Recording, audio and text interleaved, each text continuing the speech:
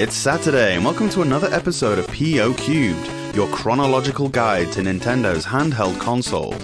My name's DD Ash, and this week we're playing Zoids Densetsu, Boxxle II, Burai Fighter Deluxe, Volleyfire, and Pipe Dream. Let's start the show.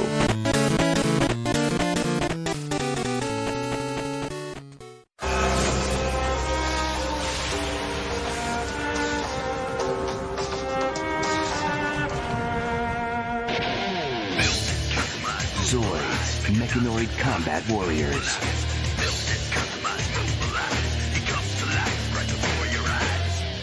Your skill puts them together. Mechanical precision brings them to life. Build, customize, mobilize. Zoids. Each sold separately, batteries not included, some assembly required. Zoids Densetsu DMG-ZOJ, developed by Nova Games and published by Tomy. Say to me the words Japanese exclusive shoot 'em up, and I'll bring up at least 3 games before I mention Zoids Densetsu, and there's a good reason for that. I would never sully the good names of Sagaya or Chikyukaha Gunzas by putting them in the same conversation as this drivel. If you're wondering why you've seen that name before, Densetsu simply means legend, so you might recognize it from a Zelda game, which are called Zelda no Densetsu in Japan. Or maybe even the Game Boy Castlevanias, apart from Castlevania Legends, strangely, which were all called Dracula Densetsu. I now realize just how many quality titles I've sullied by mentioning them in this review. Anyway, the other part of the title, Zoids, are one of Tomy's range of toys, manga, and video games based on these giant mechanized animals. They frequently were things like dinosaurs, insects, and so on. The game features one of these mechs in a horizontally scrolling shoot 'em up. Side with the Empire or the Republic, it only changes the graphics of the bosses you fight, nothing more. You at first have a simple beam shot, which can be upgraded to a double or triple shot by collecting W tokens. Get hit once and you drop down, however, and tokens are few and far between, so expect to be firing that single shot a lot of the time. You also get a sub-weapon that differs depending on which mech you are. Some of these are more useful than others. One character nukes everything on screen, which is useful in a pinch, but then there's this mortar shot that basically misses everything. These are equally rare, and frustratingly, you can't use them against the bosses. I have no idea why this would be, but basically don't worry about saving them up. 3 lives per continue, and unlimited continues. However, for each death, you go back to the start of the level. Your HP can increase to 6, and if you die, you come back as a different mech. The gameplay is unforgiving, but not brutal, and at least you get a health bar. The hit detection is by no means generous. All it takes is for you to clip something by the tiniest hair, and you'll take damage. The biggest issue is the complete absence of anything resembling variation. Every level's background looks the same, there's just more crap in your way. The boss fights don't even have a background, taking place in a pure white void. The enemies are basically identical for all 8 levels, again, there's just more of them. Some enemies do nothing but fly in the opposite direction, but some fire these impossible to dodge homing shots that spin around you infinitely until they hit you. Zoids Densetsu is a really lazy piece of work. It's like a demo version that just loops. The graphics are straight up boring, the music might as well not exist. It was released on the Virtual Console in 2011 for some reason, giving you a whole new set of consoles to completely ignore it on.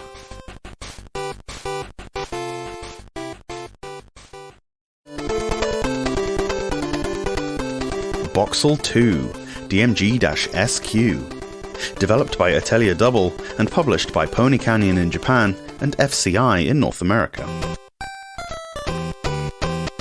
We got there already, it seems. The Game Boy's first self-sequel, that is, the first game that is a sequel to an earlier Game Boy game. Nowadays, of course, annual reiterations of basically the same title are commonplace, with the likes of FIFA and Call of Duty banging out rehashes of worn old formulas over and over again. But to have 2 titles in the same franchise, in the time it takes to gestate a human, not so usual in 1990. The first rendition of Boxxle was a pleasant, if rather simple, single-screen puzzle game where you push crates around a warehouse onto specific tiles. Boxxle II is, by all accounts, exactly the same fare. Little else there is to say about it, except if you somehow managed to beat the mammoth amount of levels in the original by this point without losing your mind, it was a simple task for Atelier Double to cash in and release a ton more. There's nothing wrong with that.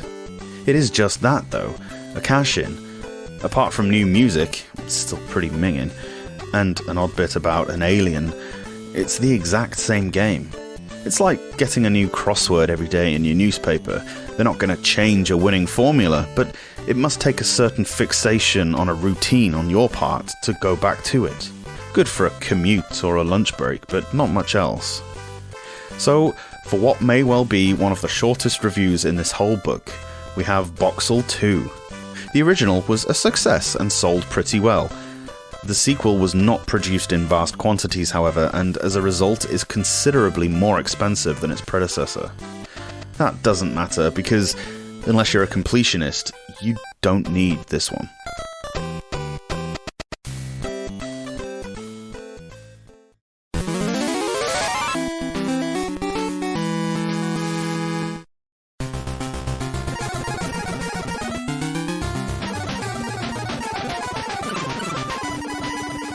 Burai Fighter Deluxe DMG-BU, developed by Kid and published by Taito Corporation in Japan and Taxan in North America and Europe. Ports of games that were downgraded to the monochrome limitations of the Game Boy were very hit and miss. Some, like say Battletoads, worked really well. Others, such as Pac-Man, really didn't.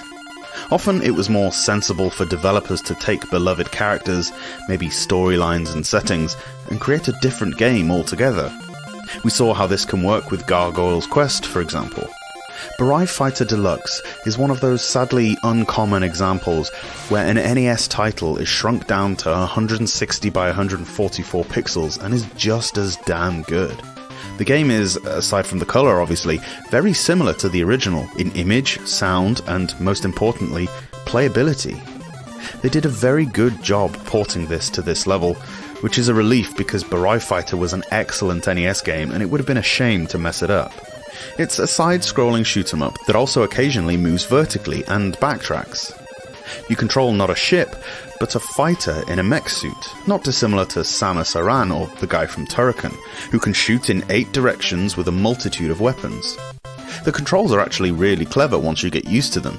You aim using the D-pad and fire using B, but by holding down the B button you lock in that direction, meaning you can shoot in any direction while moving around independently. And this is necessary as the screen scrolls in all sorts of directions, and enemies can hide in crevices that would be unreachable if you couldn't shoot diagonally, for example. As you move around, not all of the course is visible at any one time. Moving to the extremities and hugging walls — you don't die if you touch walls, thankfully — can often trigger the scrolling to take an alternative path, with nice hidden power-ups like extra lives and damaging orbitals. Bear in mind, however, that the scrolling doesn't stop if you drift down a dead end, you'll just get crushed. There are 5 stages which progress nicely. Each one is between 5 and 10 minutes long, with increasing difficulty and some pretty tricky bosses. Like many tough 8-bit shooters, it's a one-hit kill, but this just makes you get good quicker, and I personally wouldn't change this. The game never feels cheap or unfair, and the controls are really responsive, making dodging accurate. There are 3 skill levels. Complete the hard one, and you unlock a super hard one, but there's not a great deal of difference. The easy mode is still pretty hard. You won't beat this one straight away. Extra lives are plentiful though, you can rack up 3 or 4 on the first stage. The 3 weapons are well varied. You can power up each one 10 times by collecting tokens, and they have separate collections, meaning if you die, you only lose the power-ups of the weapon that was equipped when you died. The other 2 remain at the level you've collected, so it's not as if you're completely stranded with nothing. There are rings, which can pass through obstacles and when maxed out fire a deadly spread shot. There are missiles, which you really do need to level up to become useful, as the bullets are pretty small, making it hard to hit things. Finally, there is a laser weapon, which fires in a cross pattern when at full power. All of the weapons have their places in the game where they're most useful. The bosses look pretty great, and like all other enemies are faithful to the NES game. The final boss, the dragon from the front cover, is a slight letdown though, as its attacks are pretty avoidable and really don't vary. It's a complete bullet sponge too, but when you kill it, it's very satisfying. The music is exactly how you'd hope. The excellent soundtrack by Norio Nakagata has been delightfully transposed to the Game Boy, and its sound chip does a brilliant job recreating it. The accompanying sound effects fit the atmosphere wonderfully. I've played Burai Fighter Deluxe a lot in my time, so much so that it's one of the few games I can recall beating on the hardest difficulty. It's worth persevering to do, if for nothing else than to see the chicken that comes out telling you, "You have earned my respect." Mad, but marvellous.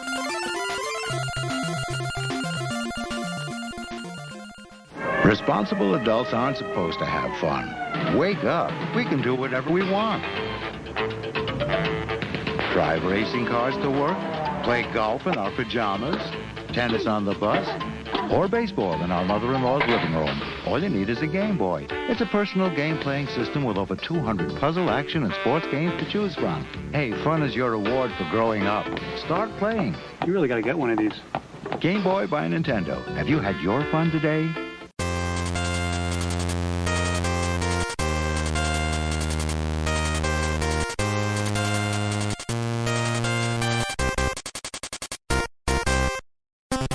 Volleyfire DMG-VFJ, developed and published by Toei Animation. No, not the archaic musketeer tactic. Volleyfire is a somewhat unique one-on-one shooter where you control a spaceship which moves from side to side firing lasers at an opponent, while trying to dodge ever-increasing volumes of space junk. It feels not dissimilar to Space Invaders, although here instead of a swarm of enemies you have a single target who follows the same rule set as you do. Movement is limited to that one horizontal axis for both you and your opponent, and anything that you can use to your advantage, so too can the other guy. You can push certain debris into the enemy firing line, but so can they, and you can block enemy fire by simply shooting at the projectiles. You garner power-ups from shooting other randomly appearing enemies. These include shields and weapon upgrades. The measly starting weapon can be upgraded, but only slightly, and you lose it if you die. This becomes a problem eventually, as your health doesn't regenerate between stages. Each duel takes place over a first to 3 kills encounter, and after every 3 rounds there are boss fights, which consist of a multi-part bullet sponge that, while not difficult, take ages to knock down. Sometimes levels scroll vertically towards you, but you're still restricted to horizontal movement. As you progress, more obstacles crop up. You'll have to contend with respawning space mines, other firing enemies, mirrors that reflect your fire back at you, and these rather intrusive monolith things that come up behind you and smash into the back of your ship. The difficulty curve is about right, but the main challenge is these obstacles. The enemies and bosses themselves don't threaten you a great deal, particularly because their AI is as dumb as a housebreak. So often, it seems that they're not even firing at you, or making any attempt to shoot around the obstacles. The only thing that will get you hit is your own over-exuberance, or rather, impatience. It's a hard thing to avoid due to the tedium that accompanies the waiting for that opportune moment. So tempting it is to spam the fire button until something hits, that all notions of elegance or skill are abandoned, leaving behind a somewhat redundant and unfulfilling experience. What could have been an inventive and clever little throwback to the early 80s is heavily marred by a rather amateurish quality of programming. The graphics are brash and obvious with no real backgrounds, and the hit detection is all wrong. The soundtrack and effects seem to be rushed together almost as an afterthought, as it's very generic and damn repetitive. Maybe the whole thing was thrown together too quickly. It's a shame because at the outset, Toei clearly intended to release an original property rather than a rehash of an older game, and as such, they have to be commended for the spark, if not the execution.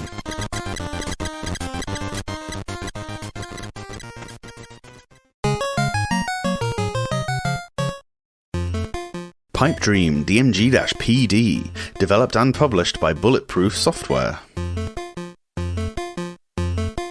Sometimes a game comes along that there's really not much to say about, and Pipe Dream definitely falls into that category.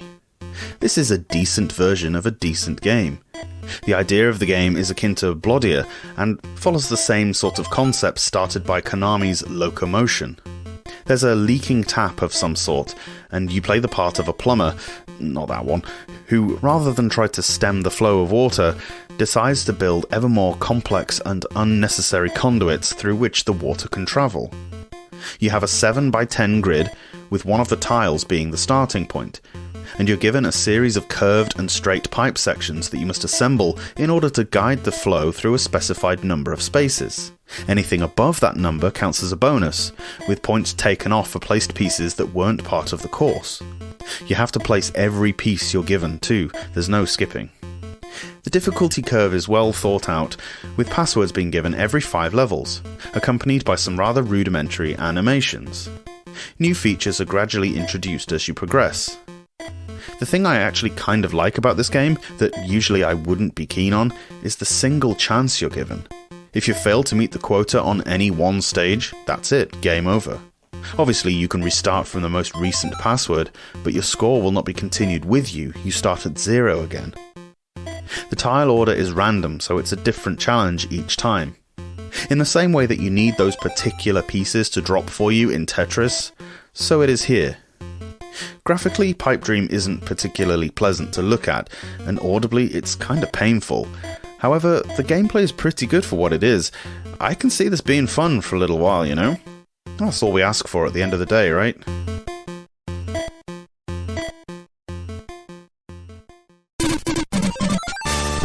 Thanks for listening to the Portable Power Podcast.